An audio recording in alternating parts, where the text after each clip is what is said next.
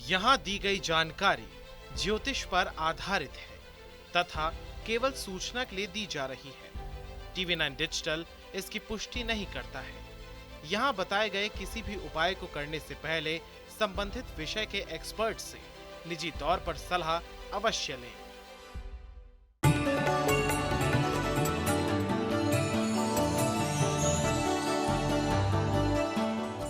नमस्कार, astro science में आप सभी का स्वागत है। मैं हूं आपके साथ अंजलि और मेरे साथ हैं एस्ट्रो साइंटिस्ट गुरुदेव जीडी वशिष्ठ जी। सर, आपका बहुत बहुत स्वागत है। दाता खुशियां दे, सदा सुख पावना। हमारे शास्त्रों के अलावा ऐसी कई मान्यताएं हैं जो हमें होनी अनहोनी और शुभ अशुभ के बारे में बताती हैं। हम इनमें विश्वास करें या ना करें, लेकिन इनके अस्तित्व से इनकार नहीं किया जा सकता है। कुछ चीजें प्राचीन काल से ही बेहद शुभ और सकारात्मक मानी जाती हैं, जबकि कुछ चीजें उतनी ही अशुभ। इन चीजों के बारे में जानकारी होने पर आप इनके अशुभ प्रभाव से बच सकते हैं। जानिए 8 बातें जो होती हैं अशुभ या अनहोनी का संकेत। इसके साथ ही जानेंगे आज आपकी राशि का पूरे दिन का हाल भी।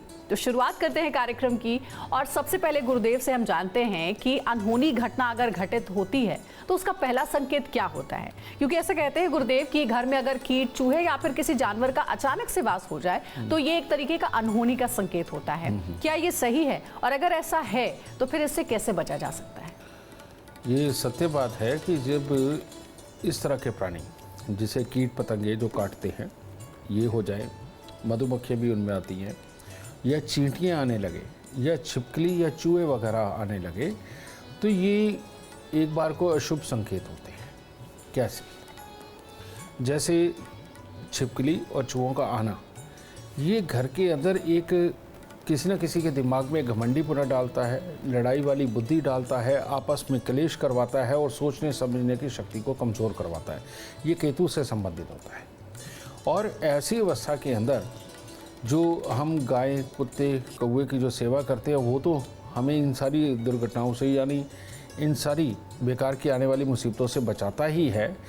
इसके अलावा अगर हम कंबल वगैरह का दान करते रहें, ठीक है, जो गरीबों को किए जाते हैं, कपड़ों वगैरह का दान करते रहते हैं, तो इससे बचाव होता है। रही बात कीट पतंगों की, ये शनि की खराबी के कारण आते हैं। और ये जो आपने देखा होगा, कभी ततैया काट जाता है या कभी कोई मधुमक्खी काट जाती है, इस तरह के जब हालात होते हैं तो बहुत ज़्यादा डर ये भी होता है कि कोई जानवर भी कहीं आपको हिट ना कर दे।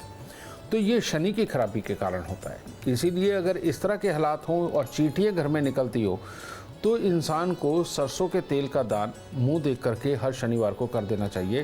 क्योंकि ये शनि देव प्रभावी होने लगे हैं, तो वो भी कोई ना कोई एक्सीडेंट, कोई ना कोई तकलीफ या धन की कमी, ये कुछ भी पैदा कर सकते हैं। और जिसको काटा गया है उसके स्वभाव में खास तौर पे एक प्रॉब्लम पैदा करते हैं कि उसमें गुस्सा, चिड़चिड़ापन और बात ना मानने की प्रवृत्ति आने लगती है। तो उस बच्चे को खास तौर पे सरसों के तेल का दान उसके लिए अनिवार्य है। और इसके साथ ही ये भी कर सकते हैं कि सरसों के तेल का दीपक शनि मंदिर में जाकर के जलाने से भी इस दुष्प्रभाव से निजात मिलती है। तो देखिए, पूरे कार्यक्रम में आज हमारे साथ बने रहिए। गुरुदेव आपको बताएंगे शुभ और अशुभ के संकेत। कार्यक्रम में अब आगे बढ़ते हैं और जानते हैं 3 राशियों का हाल। ये राशियां हैं मेष, वृषभ और मिथुन राशि। तो सबसे पहले बात करते हैं मेष राशि वालों की। मेष राशि वाले वो लोग जिनके कोई कानूनी विवाद चल रहे हैं या कोई कोर्ट केसेस चल रहे हैं, इनके लिए आज का दिन शुभ है। अगर आपने कुछ भी इसके प्रति कोई लिखत पढ़त करनी हो, कुछ भी करना हो, इसके लिए बहुत बढ़िया समय है। और वैसे भी आज के दिन आपका जोश भी आपका साथ देगा, आपकी बुद्धि, आपकी प्लानिंग भी आपका साथ देगी। हर तरह से उत्तम दिन जाएगा। सिर्फ एक चांदी का चकोर टुकड़ा अपनी जेब में रख करके तब घर से निकलें। वृषभ राशि, वृषभ राशि वालों के लिए खट्टा मीठा दिन है। सुबह के वक्त में हो सकता है आलस भी रहे, भाग्य साथ ना दे, लिखाई पढ़ाई वाले बच्चों के लिए अटपटे हालात पैदा हों, या फिर आपका अपना ही मन अपने ही कामों को करने का ना हो। लेकिन जैसे जैसे दिन ढलने की तरफ जाएगा, शरीर में चुस्तीलापन, फुर्तीलापन, हर तरह से एनर्जी का साथ देना। और 3 बजे के बाद अगर आप किसी भी कार्य को करते हैं तो उसके आपको शुभ फल प्राप्त होंगे। आज के दिन मंदिर जा कर के कुछ न कुछ चढ़ा करके मीठा या फल फ्रूट, तब दिन की शुरुआत करें, पूरा दिन शुभ हो सकता है। मिथुन राशि, मिथुन राशि वालों के लिए आज का दिन पूरी तरह शुभ नहीं है, ख़ास तौर पे पढ़ने लिखने वाले बच्चों के लिए भी, काम करने वाले लोगों के लिए भी। स्वास्थ्य को लेकर के भी छोटी मोटी तकलीफ़ें या एलर्जी वगैरह आज के दिन आपको सता सकती हैं। तो मिथुन राशि वाले अगर सुबह सवेरे थोड़ी सी चने की दाल लेकर के मंदिर में देते हैं या सोने का कोई गहना धारण करके निकलते हैं तो आज का दिन शुभ हो सकता है।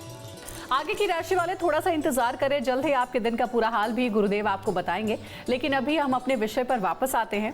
गुरुदेव, बचपन से ये हमने सुना है कि अगर कुत्ता रोता है, कुत्ते का रोना शुभ नहीं होता, यानी अशुभ संकेत की ओर इशारा करता है। कुत्ते का रोना आखिर किस अनहोनी की ओर इशारा करता है? कुत्ते का रोना, कुत्ता यानी कि केतु, इसको दरवेश भी माना जाता है और इसके लिए खास एक बात प्रचलित है कि ये यमदूतों की आहट भी सुन लेता है, उनको देख भी लेता है।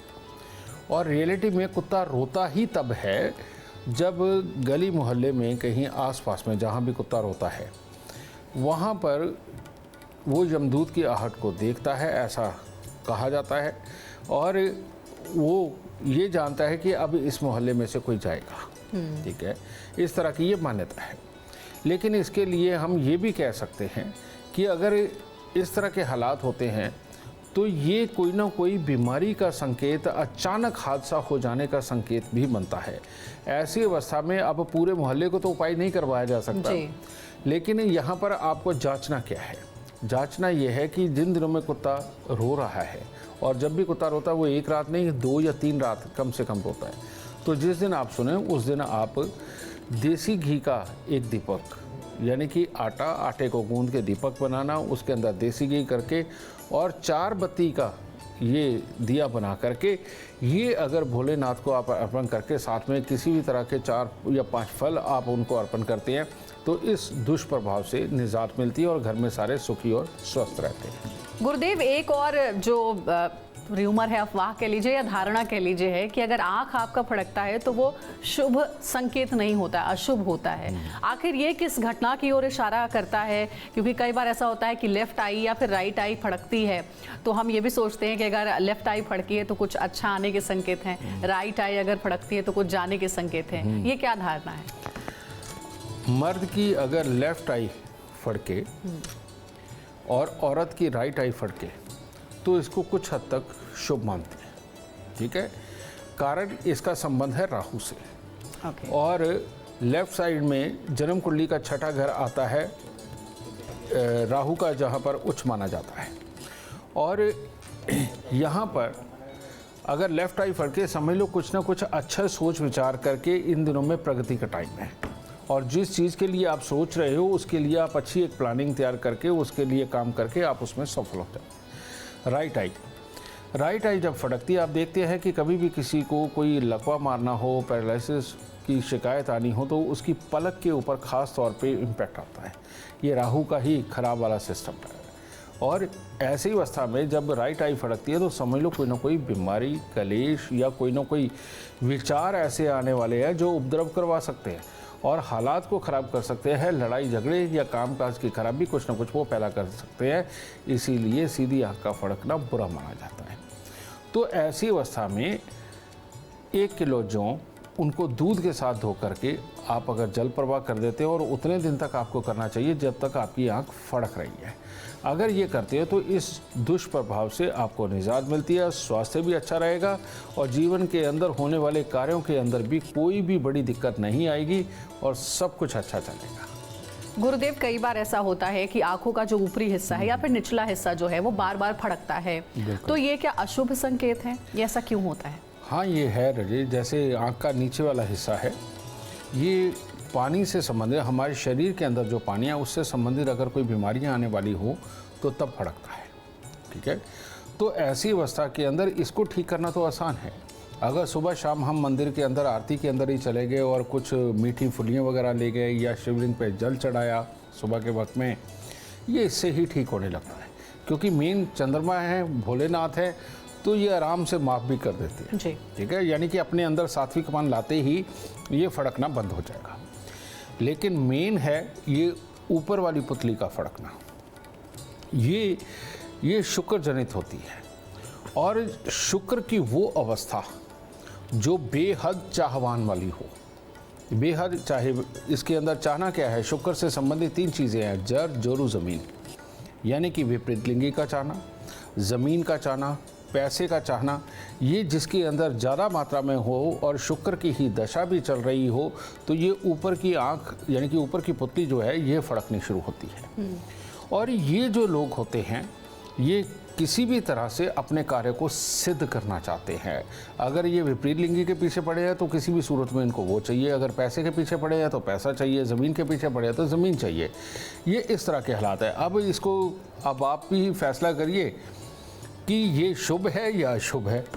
मैं तो इतना बता सकता हूँ कि अगर इस तरह से हो और दिमाग के अंदर बिल्कुल विचारों का भूचाल चल रहा हो और ठहरता ही ना हो और दिन रात अगर सोचता हो, तो ऐसी अवस्था के अंदर माँ लक्ष्मी का पूजन सबसे उत्तम, माँ गाय का पूजन सबसे उत्तम और कन्या पूजन सर्वोत्तम। ठीक है, छोटी छोटी कन्याओं को कुछ ना कुछ मीठा दे करके, लाल चुनरी उड़ा करके, पाँव हाथ लगा करके आशीर्वाद लेना बुधवार के दिन खास तौर पे इस फड़कन को भी कम करेगा, दिमाग को थोड़ा शांत करेगा, आदमी एक नॉर्मल ज़िंदगी जी पाएगा। नहीं तो ऐसे लोग आगे बढ़ने की होड़ के में ये नॉर्मल जीवन नहीं जी पाते। तो फैसला आपका होगा। चलिए, बहुत अच्छा उपाय गुरुदेव ने बताया है। अब आगे बढ़ते हैं और जानते हैं कर्क सिंह और कन्या राशि वालों का इंतजार खत्म करते हुए कैसा रहेगा आज का दिन उनके लिए। कर्क राशि के लोग अगर आज परिवार के अंदर किसी के स्वास्थ्य की वजह से खराबी हो सकती है और आप अगर जोश में काम कर रहे हो तो किसी के साथ अगर वाद विवाद आप उत्पन्न नहीं करते या वाद विवाद को समाप्त कर देते तो आपका दिन अति उत्तम है। और ये भी हो सकता है कि आज के दिन आप किसी खुशी के माहौल के अंदर बल्कि शिरकत करें और वो आपके दिन को और शुभ कर दें। तो आप भी आज चने की दाल मंदिर में अगर रख करके तब घर से निकलते हैं तो हर तरह से उत्तम दिन की प्राप्ति होगी। सिंह राशि वाले के लिए आज थोड़ा सचेत रहना चाहिए, अलर्ट रहना चाहिए, क्योंकि आप ही का कोई जानकर या तो धन के मामले में आपको धोखा दे सकता है या अपने किसी को मजबूरी के अंदर आपको धन देना पड़ सकता है। और यही नहीं, इसके बाद में आपके दिन को शुभ बनाने के लिए आपको चांदी का चकोर टुकड़ा या चांदी की कोई भी चीज़ अपने पास रखनी ज़रूरी है। हाँ, पढ़ने लिखने वाले बच्चों को ख़ास तौर पे चांदी का चकोर टुकड़ा इन दिनों में अपने पास रखना चाहिए, क्योंकि इनके रिजल्ट में भी थोड़ी दिक्कत हो सकती है। कन्या राशि वालों के लिए तो दिन बहुत शुभ है। अपनी वाणी के प्रभाव से, अपनी बुद्धि के बल से ही सब कुछ जीत लेने का आज दिन है। और आज के दिन जिस भी कार्य को करोगे उसके काफ़ी पॉजिटिव हालात आपको देखने को मिलेंगे, कामयाबी मिलेगी। तो आज के दिन हंसते खेलते हुए अपने कामों को करें, बहुत ज़्यादा जोर लगाने के चक्कर में कहीं ख़राब ना कर लेना। तो आराम से करें, आपके लिए दिन बहुत शुभ है। चलिए, तो गुरुदेव का ये उपाय आप ज़रूर करें और अगर आप चाहते हैं कि दिमाग आपका शांत रहे तो ये उपाय आपके लिए बहुत ही अच्छा रहेगा, फलदायक होगा। अगर घर में गुरुदेव ऐसा होता है कि कई बार जिस चीज़ पर आप सोते हैं, चाहे आपका बेड हो या फिर कुर्सी टेबल हो, अगर आप अपने आप टूट जाता है तो क्या ये एक अशुभ संकेत है? साथ ही इसके अलावा घर में अगर कांच टूट जाता है तो ये किस बात का संकेत है? इसमें अंजलि तुमने 2 सवाल कर दिए। एक तुमने बेड कुर्सी टेबल की बात करी, ये केतु से देखा जाता है, और जो कांच की बात करी ये बुध से देखा जाता है। कांच का टूटना लगभग शुभ होता है। कारण ये है कि बुध जब बिन पैदे का लोटा बन के कोई ना कोई हालात को घुमा रहा हो और बनते हुए कामों को बिगाड़ रहा हो, जब कांच घर में टूट जाता है तो वो काबू में आते हैं और इंसान सीधी और स्थिर बुद्धि के साथ आगे बढ़ कर के कामयाबी पाता है। इसकी एक साइड रख देते हैं। लेकिन ये जो तुमने कहा है बेड, कुर्सी और टेबल, ये केतु की खराबी, ये जब आती है जीवन में तो संतान, पुत्र, भाई और इसके साथ ही जीवन के अंदर जो कार्य कर रहे हो उसके अंदर आगे बढ़ना, अपने नाम का झंडा बुलंद करना, पॉजिटिव सोच रखना, इन सब में कहीं ना कहीं कुछ ना कुछ खराबी ये ज़रूर देता है। तो ऐसी अवस्था में तभी कहा जाता है कि बेड, इसके अंदर से कभी भी चूचा की आवाज़ नहीं आनी चाहिए, इसको पहले ही बना करके रखें। बिस्तर के ऊपर कटी फटी चादरें, दाग लगी हुई चादरें और तकिए के लिहाफ खास तौर पे ये कटे फटे और दाग लगे हुए अगर होंगे, इनमें से धागे निकल रहे होंगे, समझ लो आपका केतु खराब है। और ऐसी अवस्था के अंदर आप मेहनत बहुत करेंगे लेकिन ऊंचाई नहीं पा पाएंगे। मियाँ बीवी में खाम खाई के कन्फ्यूज़न, कोई ना कोई लड़ाई का कारण वो खड़ा होता रहेगा। बेटा तरक्की नहीं कर पाएगा, जो आप उससे एक्सपेक्टेड रिजल्ट चाहते हैं वो नहीं दे पाएगा। भाई के साथ विचारों का मतभेद होगा और विचार दोनों के विपरीत हो जाएंगे। इस तरह के हालात ये बेड, कुर्सी, टेबल के टूटने पे बनते हैं। और अगर इस तरह के हालात हों तो उस इंसान को हर मंगलवार को एक लाल झंडा तिकोना गोटा किनारी वाला लेकर के इसको मंदिर की छत पे लगाना शुरू कर देना चाहिए, ताकि अपने केतु को बल दे सके, सबल बना सके और विचारों को स्थिर रख के हम सीधा सीधा काम कर सकें और बेटे और भाई की तरफ से भी आने वाली जो तकलीफ़ें होती हैं उनसे भी बहुत अच्छा रिलीफ मिलता है। तो आपका कंफ्यूजन क्लियर हो गया। कांच अगर घर में टूट रहा है तो ये शुभ संकेत है, लेकिन अगर बेड, कुर्सी या टेबल किसी तरीके से टूट रही है तो यह अशुभ संकेत है और इसीलिए गुरुदेव ने उपाय बताए हैं। आप इन उपायों को जरूर अमल करें। अब आगे बढ़ते हैं, तुला, वृश्चिक और धनु राशि वालों का इंतजार खत्म करते हैं और गुरुदेव से जानते हैं तुला राशि वालों के लिए कैसा रहेगा आज का दिन। तुला राशि वालों के लिए सिर्फ आज एक ही हिदायत कि आपका जो भी काम अटक रहा हो, जो भी आप करने जा रहे हैं, अगर उसमें आप किसी की सहायता ले लेंगे तो आपका सारा दिन शुभ हो जाएगा। यानी कि अकेले किसी भी काम को करना शायद आपके काम में कमज़ोरी रखते हो, वरना फुर्तीलापन, बुद्धि की काबिलियत, वाक्पटुता सब कुछ उत्तम रह के आपका आज का दिन बहुत ही शुभ हो सकता है। तो सुबह के वक्त में परमात्मा के दर्शन करके निकलिए ताकि दिन और शुभ हो, और कोई साथी जरूर ढूंढिए, उसकी मदद से आज काम करें। वृश्चिक राशि वालों के लिए भी आज का दिन बहुत उत्तम है। आज के दिन आपकी बुद्धि, आपका कर्म, आपका विवेक सब साथ देने वाला है। इसीलिए हो सके कि पिछले दिनों से कुछ अगर अटके हुए काम हैं जिनको आप करना चाहते हैं तो आज उनके लिए सबसे उत्तम दिन है और पूरा दिन आपका व्यस्तता में जाएगा और अच्छा जाएगा। सुबह सवेरे अगर कुछ फल परमात्मा को अर्पण करके निकलते हैं तो आपके लिए उत्तम होगा। धनु राशि वालों के लिए भी आज का दिन उत्तम है। अगर वो अपने पिता का ही सुबह पाँव लगा करके आशीर्वाद लेते हैं या पिता के साथ में मंदिर होके आते हैं तो आज के दिन को आप जितना चाहे उतना उत्तम बना सकते हैं, क्योंकि पैसे की तरफ से, शुभ समाचार की तरफ से और उस शुभ समाचार के लिए कार्य करना या अपने कार्य के अंदर जाकर के कामयाबी पाकर के आना, हर तरह से आपका दिन आज शुभ है। बस पिता के साथ मेल मिलाप अच्छा हो और पिता के साथ मंदिर जाए तो और लाभ होंगे। गुरुदेव, कई बार हमने घरों में सुना भी है कि चप्पल अगर उल्टा है तो ये शुभ संकेत नहीं है। ऐसा माना जाता है कि अगर चप्पल उल्टा है तो आपके घर में लड़ाई झगड़े का ये इशारा कर रहा है। क्या ये बात सही है? ये बात सही है। उसका कारण ये है कि जो पाँव की चप्पल होती है ज़्यादातर तो चमड़े की पहले चला करती थी, उसके बाद में रबड़ की भी वो आ गई उस तरह की, और अब प्लास्टिक की भी आती है। ठीक है, तो ज़्यादातर फॉर्म वाली रबड़ वाली होती हैं। तो इसके क्या है, चप्पल केतु से ही संबंधित है, लेकिन इसके अंदर दूसरे ग्रह मिश्रित है। अगर चमड़े की हो तो शनि मिश्रित होता है, और अगर फोम, स्पंज या रबड़ वगैरह से मिश्रित हो तो उसके अंदर बुध होता है। तो ऐसी अवस्था में ये बुध केतु या शनि केतु का मेल होता है। तो ये जब भी उल्टी पड़ती है तो उन दिनों के अंदर ये संभावना रहती है कि कुछ ना कुछ अशुभ होगा, घर में लड़ाई झगड़ा क्लेश होगा, कोई ना कोई बुरी खबर आ सकती है, जहाँ पर यही चप्पल डाल करके हमें जाना पड़ेगा और वो संकेत कभी भी शुभ नहीं होंगे। ठीक है जी। इस तरह के हालात हैं। तो पहला तो इसका प्रिकॉशन यही रखना चाहिए कि चप्पल उल्टी देखते ही सीधी कर दें, और चप्पल जब भी हम उतारें दोनों को एक साथ, यानी कि एक यहाँ अगर उतारिए साथ में ही उसके दूसरी उतारनी चाहिए। अगर आगे पीछे भी उतारते हैं तो तब भी एक संकेत होता है कि पाँव में चक्कर पड़ा ही रहेगा और कहीं ना कहीं भागना ही पड़ेगा, ये भी चीज़ है। और उल्टी अगर बार बार चप्पल पड़े, कारण ये कि बच्चे काबू में नहीं है, ठीक है ना, वो जब भी उतारें और ये चप्पल ज़्यादातर उल्टी हो जाए, समझ लो छोटी छोटी टेंशनें, छोटी छोटी परेशानियाँ, छोटी छोटी बीमारियाँ ये लगी रहेंगी। फ़ौरन 3 दिन लगातार एक काला सफ़ेद कंबल लेकर के माथे पे लगा करके उसको मंदिर के अंदर रखाइए, यानी रोज़ का एक कंबल।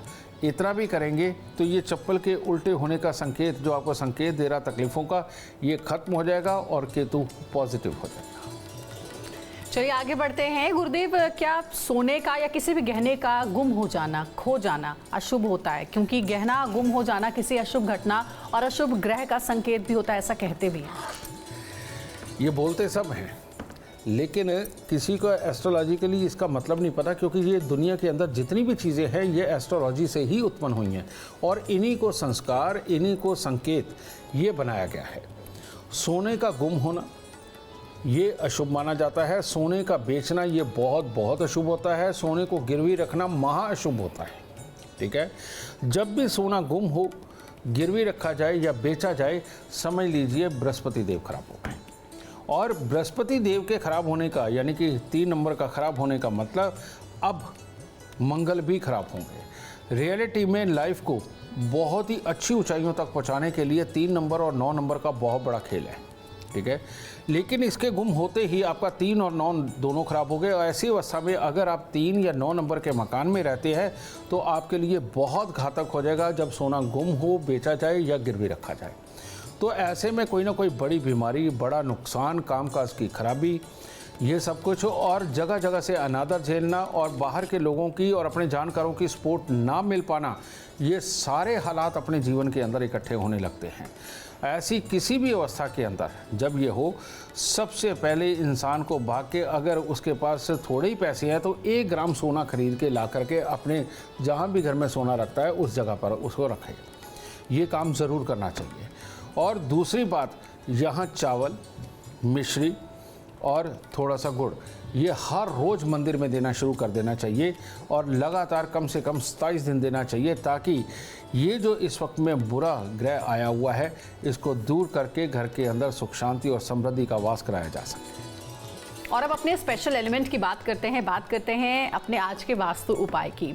गुरुजी, एक सवाल है कि अगर रसोई में तवा रखते हैं हम, तो रसोई में रखा हुआ तवा किस दिशा में होना चाहिए गुरुदेव? जब भी आप ज़्यादातर अग्नि कोण के अंदर आप चूल्हा रखते हो, बिल्कुल ठीक है, वहीं पर तवा भी आता है, लेकिन तवा जब गर्म होता है उस वक्त में मंगल शनि का ये मेल चला होता है, क्योंकि तवा लोहे का होता है। ये चीज़ कोई बात नहीं, मंगल शनि ज़िंदगी के अंदर नुकसान भी करते हैं और फ़ायदा भी बहुत करते हैं। और ख़ास तौर पे जिनकी कुंडलियों में मंगल शनि का इकट्ठा मेल हो और शुभ दृश्य हो, ऐसी अवस्था के अंदर उनके पास इतना धन होता है कि वो अपने धन की परवाह भी नहीं करते। ठीक है, तो ये मंगल शनि का मेल ये बेहतर है, लेकिन ये तभी तक जब तक तवा गर्म है। ठीक है, उसके बाद इन दोनों को अलग अलग कर देना चाहिए। कभी भी चूल्हे के बिल्कुल सामने की तरफ में तवा नहीं रखना चाहिए। हमेशा जहाँ चूल्हा पड़ा है उसके या तो लेफ़्ट साइड में जा कर के या उसकी राइट साइड में जा कर के तवे को रखने से शनि मंगल अलग अलग रहेंगे और एक त्रिकोण में रहेंगे, जिसके चलते हुए ये नुकसान नहीं करेंगे। इसीलिए बहुत सारे लोग क्या करते हैं, मांझ धो करके तवे को चूल्हे के ऊपर ही रख करके छोड़ देते हैं। ये शुभ संकेत नहीं है बेटा, ये अच्छा नहीं है। तवा जब भी आप मांझे धोएं उसके बाद उसको उल्टा करके गंगे या तो राइट साइड में रखें या लेफ़्ट साइड में रखें। तो राइट और लेफ़्ट में जाने से आपके या तो दक्षिण में वो स्थापित हो जाएगा और या फिर जा कर के उत्तर में स्थापित होगा, और ये दोनों ही स्थान शनि के लिए बहुत बुरे नहीं हैं। चलिए, तो ये वास्तु उपाय ज़रूर आप अपने किचन में करें। जब भी आप तवा रखें तो सोचें कि कैसे रखना है और किधर रखना है, जो गुरुदेव ने बताया है। अच्छा गुरुदेव, एक और सवाल है। लोगों की आदत होती है हर वक्त अपनी उंगलियों को चटकाने की, लेकिन ये आदत क्या शुभ नहीं मानी जाती है? ऐसा नहीं करना चाहिए, और ये किस बात के संकेत हैं? जब भी उंगली कोई चटकाता है, या तो वो खाली दिमाग होता है या बहुत ज़्यादा भरे हुए दिमाग वाले जो हर वक्त सोच रहे हैं, वो बैठे बैठे कुछ ना कुछ इस तरह से कर देते हैं। अब अवस्था क्या है, उंगली चटकाना इसलिए अशुभ माना जाता है कि जिनका खाली दिमाग और बैठे बैठे खेल में ये करते रहते हैं, वो मजाकिया हो जाते हैं और उनको कुछ ना कुछ बात बोलने को चाहिए, करने को चाहिए। तो ऐसी अवस्था में ज़िंदगी की ज़रूरी चीज़ों को ना सोचने की आदत ही उनके लिए घातक होती चली जाती है। और जैसे हम इन जोड़ों को चटकाते रहते हैं, शनि और केतु को मिलाते रहते हैं, इसको प्रबल करते रहते हैं, विचार आते रहते हैं, और वो विचार मखौलिया यानी कि हंसी मजाक वाले में लेके आके जाता है। तो ये जो मखौलिया लोग हैं, इनके लिए तो उंगलियां चटकाना बहुत ख़तरनाक है। ठीक है, क्योंकि इनको चटकाने की जगह अगर इनकी हल्की हल्की मसाज करते हुए इन जितने उंगलियों के जोड़ हैं, इनकी हल्की हल्की मसाज करते हुए अगर आप अपने काम की बातों के बारे में सोचेंगे तो आप देखेंगे कि आपकी बुद्धि बहुत दूर तक सोच पा रही है और नए नए आइडिया ला रही है। ठीक है, तो इसलिए चटकाने के बजाय ये अगर मसाज की जाए ये ज़्यादा उत्तम है। अब दूसरी तरह के जो बहुत सोचते हुए इसको चटका रहे होते हैं, वहाँ पर भी शनि और केतु के अंदर विघ्न जाता है, जिसके चलते ज़रूरी जो आप डिसीज़न लेना चाहते हैं, किसी तर्क पे पहुँचना चाहते हैं, किसी प्लान पे पहुँचना चाहते हैं, उसमें बाधा बनती है। तो इसीलिए इन लोगों को भी एक ही चीज़ करनी चाहिए कि अपनी उंगली के ये जितने जोड़ हैं इनकी हल्की हल्की मसाज करते हुए हल्का हल्का सोचते रहें, तो उनके लिए ज़्यादा उत्तम होगा बजाय चटकाने के। चलिए, ये उपाय ज़रूर आप याद रखें। आगे बढ़ते हैं। गुरुदेव, घर में कई बार अगर कोई इलेक्ट्रॉनिक का सामान रखा हुआ है और वो ख़राब है, तो क्या अशुभ ग्रहों और अशुभ घटना की ओर ये संकेत करता है? ये तो बहुत ही अशुभ है। मेरे आप जितने पुराने एपिसोड देखेंगे उसके अंदर ख़ास तौर पे मैं एक बात बोला करता था कि बंद घड़ियाँ, खोटे सिक्के, ख़राब इलेक्ट्रॉनिक सामान ये घर में कभी नहीं होने चाहिए। और इसका तर्क क्या है? ये राहु की वस्तु है। जब भी हम कोई भी इलेक्ट्रॉनिक सामान घर में लाते हैं तो उसके अंदर जो सोल्डरिंग करते हैं, जिससे कि चिपकाया जाता है, उसके अंदर रांगा होता है और रांगा राहु की धातु मानी जाती है और उसमें से जो ऊर्जा निकलती है वो ऑक्सीजन की दुश्मन है। और ये ऑक्सीजन की दुश्मन होने के कारण यहाँ पर राहु और बृहस्पति की लड़ाई हो जाती है, जिसके कारण कि गुस्सा, चिड़चिड़ापन, विचारों का स्थिर ना रहना, याद ना रह पाना और एलर्जीज टाइप होना, जैसे ज़ुकाम, डस्ट एलर्जी या और स्किन की कोई एलर्जियाँ, ये सब कुछ होने लगती हैं। जिन जातकों के भी बिस्तर के अंदर ख़ास तौर पे, यानी कहने का मतलब बेड के बॉक्स के अंदर ये ख़राब इलेक्ट्रॉनिक सामान, बंद घड़ियाँ हों, खोटे सिक्के हों, ख़राब इलेक्ट्रॉनिक सामान हो, या किसी ने सामान आपको गिफ्ट दे रखा है, उसकी आज आपको ज़रूरत नहीं थी, आपने अंदर रख दिया है, ये लोग कभी भी दिमाग से शांत नहीं रह सकते। धैर्य कमज़ोर होगा, एलर्जियाँ होंगी, कोई ना कोई दवाई इनको खानी पड़ेगी और जो एक स्थिर बुद्धि के साथ बिल्कुल पार जाना चाहिए वो नहीं होगा, विचारों के मतभेद होंगे। इसीलिए अपने घर के अंदर कभी भी बंद घड़ियाँ, खोटे सिक्के, खराब इलेक्ट्रॉनिक सामान बिल्कुल नहीं रखना चाहिए। और ये रखते रखते अगर आपके साथ में ये चीज़ हो ही चुकी है तो सबसे उत्तम है रोज़ सुबह पानी का एक लोटा या गिलास लें, उसमें थोड़ा सा दूध डालें और 4 दाने चीनी के डाल के जाके बरगद के पेड़ पे चढ़ा के गीली मिट्टी का तिलक लगाना शुरू करें। देखिए इसका दुष्प्रभाव हट जाएगा और बिल्कुल स्थिर, अच्छी और बुद्धि वाली जिंदगी चलनी शुरू हो जाएगी। और अब जानते हैं मकर, कुंभ और मीन राशि वालों के लिए कैसा रहेगा आज का दिन। मकर राशि वालों के लिए आज का दिन जिम्मेवारियां निभाने का दिन है। बच्चों के लिए, भाई बहन के लिए, अपने परिवार के लिए, अपने यार दोस्तों के लिए हो सकता है कि उनके लिए दिन का काफ़ी समय आपको उनके लिए नाम लगाना पड़े, उनके लिए काम करना पड़े। तो ये कुल मिलाकर के अच्छा है। इसमें पीले रंग का रुमाल अपनी जेब में रखें और चांदी का चकोर टुकड़ा अपने पास रखें, दिन और भी शुभ होगा। कुंभ राशि वालों के लिए आज के दिन में थोड़ी दिक्कत है। अगर आप गुस्से, चिड़चिड़ेपन में अपनों के साथ ही वाद विवाद करते रहे तो वाद विवाद बढ़ भी सकता है। और अगर ये वाद विवाद की स्थिति आपके दिमाग में बनी रही या किसी के लिए जेलस भावना बनी रही या किसी को बात सुनाने की भावना बनी रही तो ये दिन को और भी ख़राब कर देगी और ये खराबी बड़े स्तर पर भी हो सकती है। इसीलिए हो सके तो अपने धैर्य को बनाने के लिए, उतावलेपन को भगाने के लिए सुबह सवेरे मीठा बांट दीजिए मंदिर जा कर के, तब दिन शुभ हो सकता है। मीन राशि वाले भी अगर आज अपने परिवार के साथ समय बिताना चाहते हैं, उनके साथ मिलकर के कोई कार्य करना चाहते हैं, किसी मनोरंजक यात्रा पे जाना चाहते हैं और या वैसे ही परिवार के काम में हाथ बटाना चाहते हैं, उन सब के लिए दिन बहुत उत्तम है। सुबह सवेरे थोड़े से फूल परमात्मा को अर्पण करेंगे तो खुशी और कई गुना बढ़ेगी। अगर आप जीवन में कामयाबी चाहते हैं, अपार धन और लाभ चाहते हैं तो गुरुदेव के बताए हुए उपाय आप जरूर करें। उम्मीद करते हैं आपको आज का विषय पसंद आया होगा। कल आपके सामने लेकर आएंगे एक और विषय जो आपकी कॉम्प्लिकेटेड लाइफ को बना देगा आसान और खुशियों से भरपूर। अगर आप हमारे गुरुदेव से मिलना चाहते हैं या उनसे पर्सनली बात करना चाहते हैं तो आप कॉन्टैक्ट कर सकते हैं। नंबर है 9999905222। ज्यादा जानकारी के लिए आप एस्ट्रो साइंस ऐप भी डाउनलोड कर सकते हैं, जिसमें आपको सारी डिटेल्स अपने बारे में मिल सकती है। फिलहाल समय हो गया आपसे इजाजत लेने का। आप बने रहिए हमारे साथ और हमारे एस्ट्रो साइंटिस्ट गुरुदेव GD वशिष्ठ जी के साथ देखना ना भूलें एस्ट्रो साइंस रोजाना सुबह 8 बजे। नमस्कार।